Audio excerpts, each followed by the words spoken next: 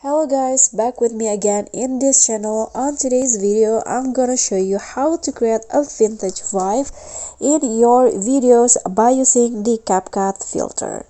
So here I've already added a clip to my CapCut and I'm going to just go to filter. And if you head to the retro category on the filter, you can see there are so many vintage filters that you can add.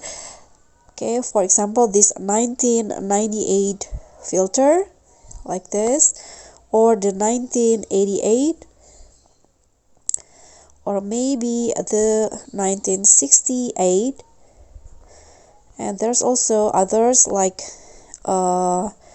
this 1980, also the vintage filter. So you can just choose which one that you think fits your video the best to have that vintage vibe that you want. So for example, I'm going to just add this one and adjust the intensity as you like to your liking.